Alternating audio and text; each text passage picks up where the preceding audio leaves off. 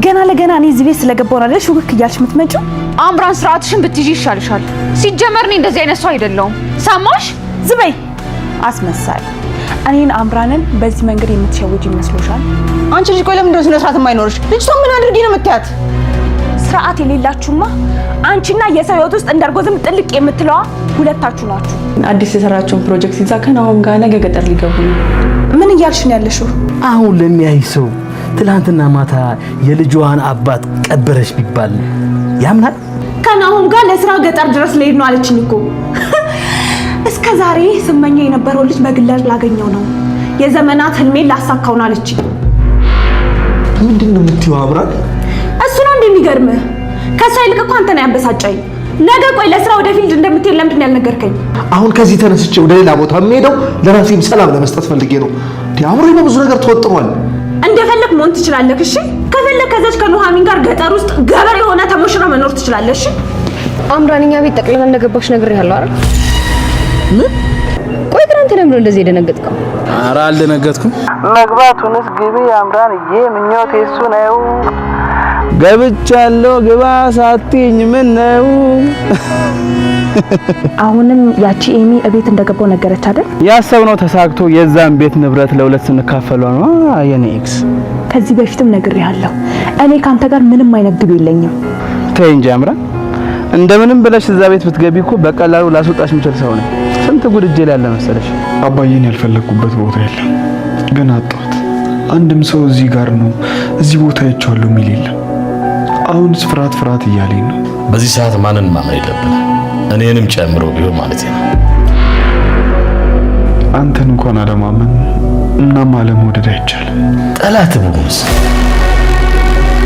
ይሄንን በምን ልታክ ትችላለህ? ቤቱን ጥለህ ብትሄድ ደስተኛ ነኝ ልጄ።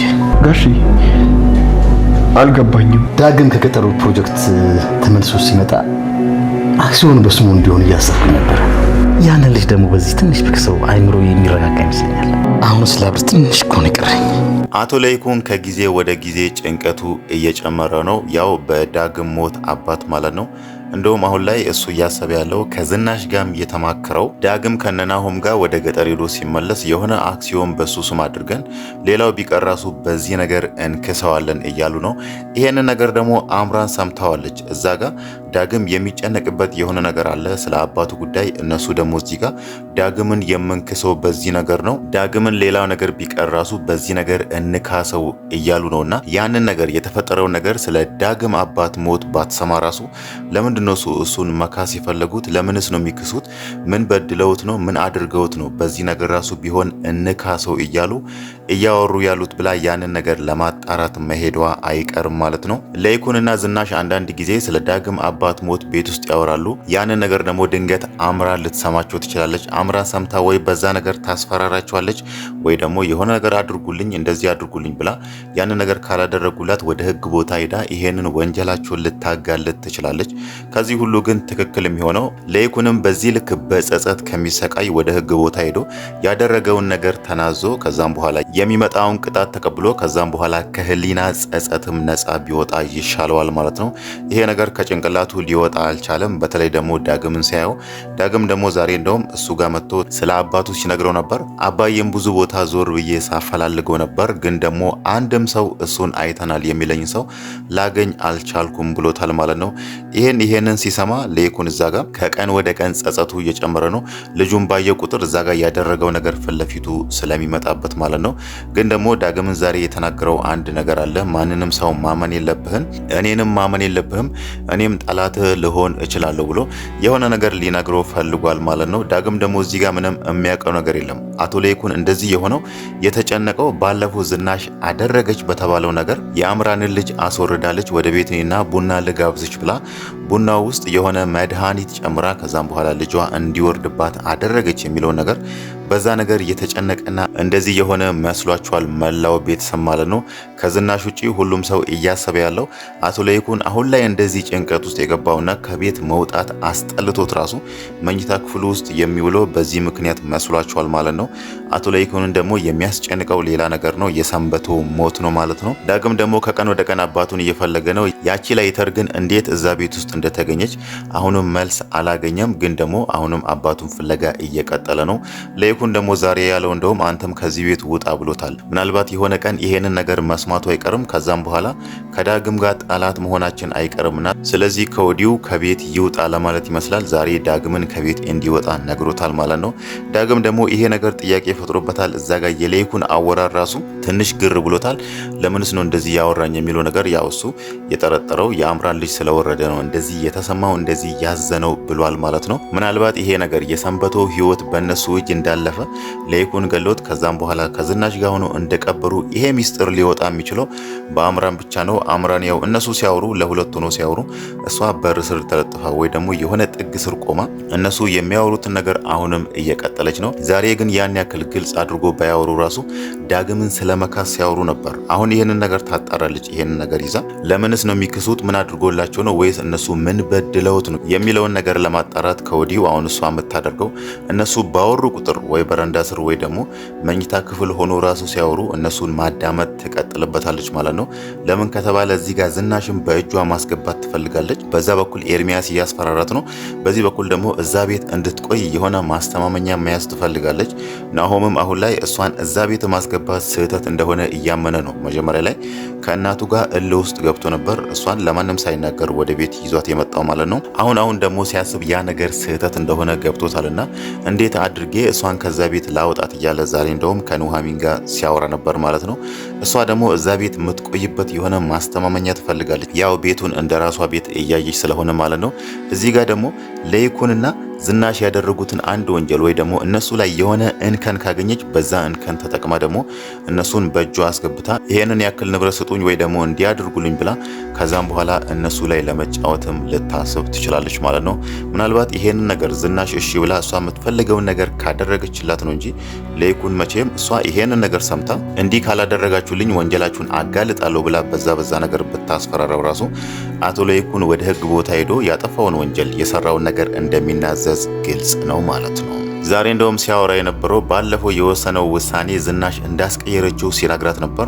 መጀመሪያውንም እዛው ጋር ሰንበቶ እንደሞተ ወይ ደግሞ ሰንበቶን እንደገደለው ቶሎ ብሎ ነበር ዝናሽን ለፖሊሶች ደውዬ ፖሊሶች ይምጡ እጄን ለህግ ብሰጥ ይሻለኛል ብሎ ነበር። ግን ደግሞ ዝናሽ ያንን ነገር እንዳያደርግ ከልክለዋለች። ለይኩን ደግሞ ያ ስህተት እንደሆነ ገብቶታል። ያኔ አንቺን መስማት አልነበረብኝም እጄን ለህግ መስጠት ነበረብኝ እያለ አሁንም እሷን እየወቀሳት ነው ማለት ነው።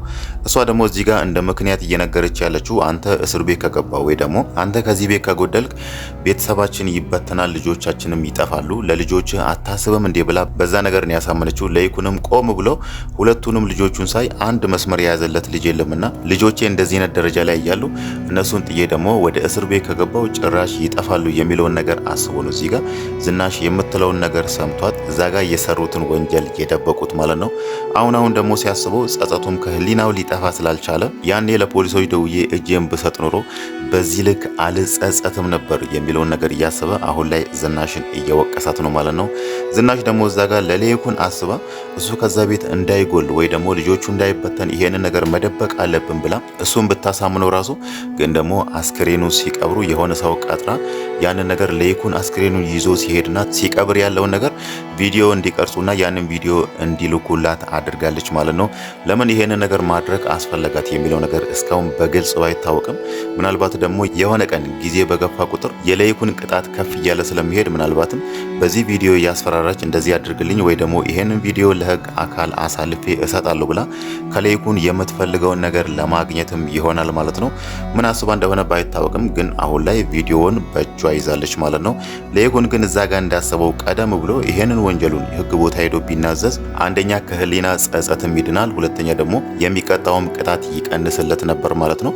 ግን ደግሞ አሁን ላይ ጊዜያቶች እየገፉ ስለሆነ ያን ያክል ቀላል አይሆንለትም ማለት ነው። ሌላው ነገር ደግሞ የአምራን ጉዳይ ነው። አምራን አሁን ላይ ናሆም ከኑሐሚን ጋር ወደ ገጠር ሊሄድ ነው የሚለው ነገር በጣም ረብሿታል። ያው እሷ የምትፈልገው እነሱ አንድ ላይ እንዳይሆኑ ነው። አንድ ላይ ከሆኑ ኑሐሚን አሁንም ናሆምን ትወስድብኛለች የሚለው ነገር ስለሚያስፈራት ነው ማለት ነው። እሷ እያሰበች ያለችው እያስጨነቃት ያለው እንዴት አድርጌ ነው እነሱ አንድ ላይ እንዳይሄዱ ይሄንን ነገር ማስቆም የምችለው የሚለውን ነገር እያሰበች ነበር ማለት ነው። ግን ደግሞ በዚህ መሃል ኤርሚያስ ደውሎ እያስፈራራት ነበር። ያው እሷ እዛ ቤት እንደገባ እንደገባች አልሰማም ነበር። ግን መጀመሪያም እቅዳቸው እንደዛ ነበር።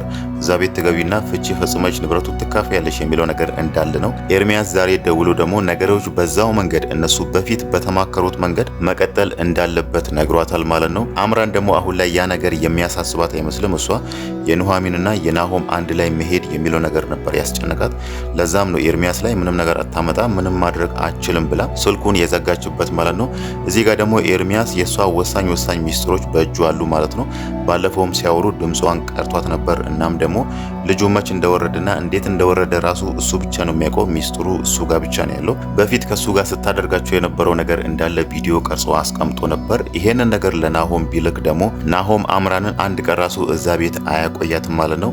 እሷ ደግሞ ስታነጻጽረው የትኛው ነው በአሁን ሰዓት በይበልጥ እኔን እያስጨነቀ ያለው የሚለው ነገር ስታስብ የኑሐሚንና የናሆም አንድ ላይ ገጠር መሄድ የሚለው ነገር ነው። ስለዚህ እሱን የፈለከ ነገር አድርግ ብላ ስልኩን ዘግታ እነሱን ደግሞ እንዴት አድርጋ እንደምታስቀር ወይ ደግሞ አንድ ላይ እንዳይሄዱ እንዴት አድርጌ ላስቀር የሚለውን ነገር እያሰበች ነው።